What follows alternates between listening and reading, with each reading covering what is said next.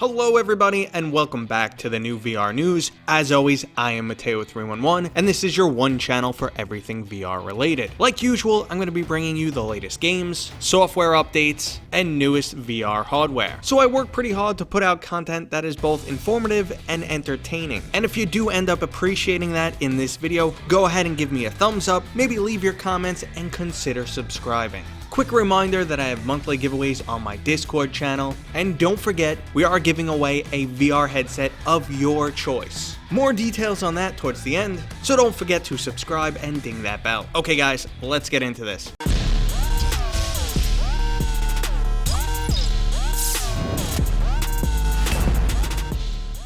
Alright, so first up we got some gameplay footage for Ancient Dungeon VR. Now the game is currently in an alpha state, which you can download for free. Now this is a roguelite dungeon crawler, a genre that is truly underrepresented in VR. The procedural generation leads to a large amount of replayability, something that VR gamers tend to be looking for. I'm actually really eager to try out this game, because generally there's a huge difference in how the game looks via flat screen trailer and actually in the VR environment. Simplistic graphics can actually really shine in VR. Next up, Silicon Rising has released on Steam in early access. I've spoken about this game many times before. My biggest complaints were actually just patched in the latest update. It is definitely not groundbreaking, but well worth the price of $19.99, and I've spoken to the development team on multiple occasions, and they are truly dedicated to improving every aspect of this game. Now, part of the future roadmap included a survival style mission, something like the Dojo Invader Immortal, and when that edition is available, I honestly think this is a no-brainer pickup. Next up, the title Mental will be releasing in early access on Thursday, February 20th. Now, I did get a chance to spend a few hours in this game, and I could only describe it as a very cartoon version of Boneworks.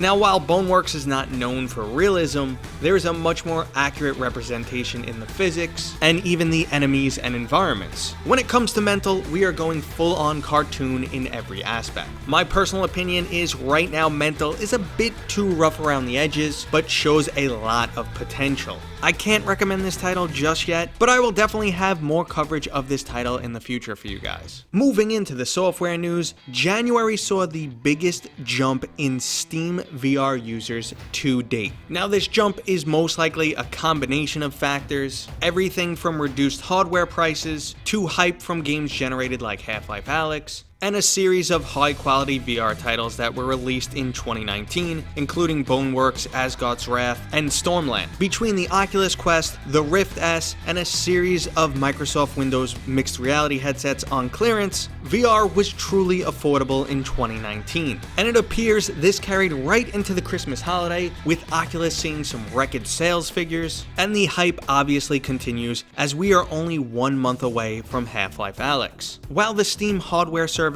are optional, and it's hard to see the exact numbers on every headset and get a full player count, a title like VR Chat is in the top 100 played games on Steam. This is some excellent news, and it all points to 2020 being that breakout year for VR, and there is an additional VR outlier that we haven't discussed, and that is the PlayStation VR. Almost 5 million PlayStation VR headsets have been sold, and everyone is expecting a new headset to eventually come along for the PlayStation 5.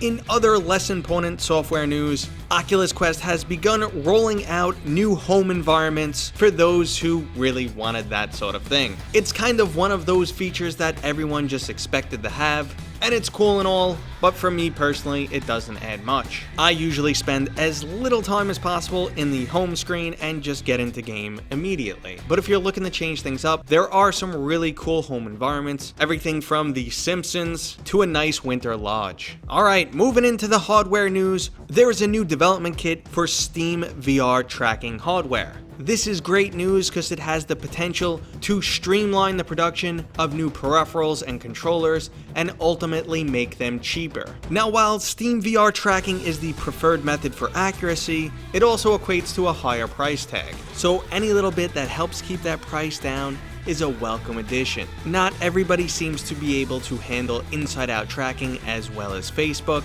and even then, it's still not the most accurate option available. So the Steam VR Tracking Dev Kit, currently available from Tundra Labs, is a cheaper and easier starting point for anyone looking to develop a Steam VR tracked device. I know when it comes to VR hardware, a lot of times we're just discussing small little progressions in one area of tech, but as you see over a short period of time, it really helps move the industry forward. Just take a look at the VR headsets that were available in 2016 compared to what came out in 2019. And for a person who uses VR a lot, the difference between those headsets is night and day.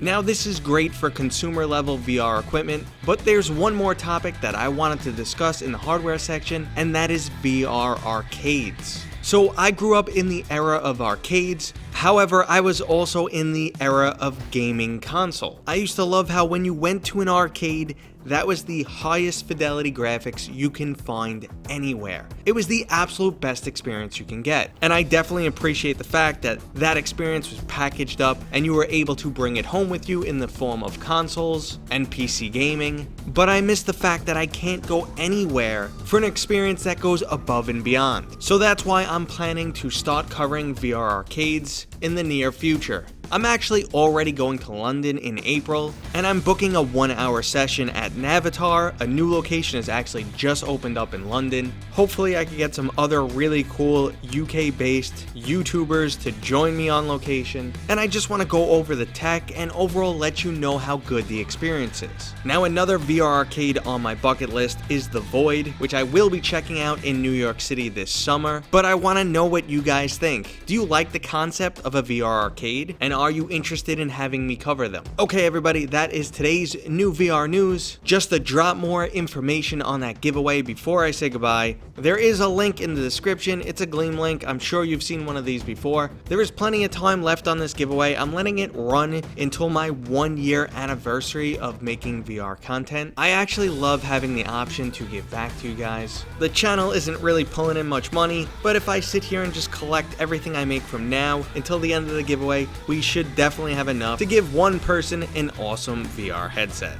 If you guys appreciate this, well, go ahead, give me a thumbs up, consider subscribing to the channel, it means a lot to me, and I will see you guys on next time.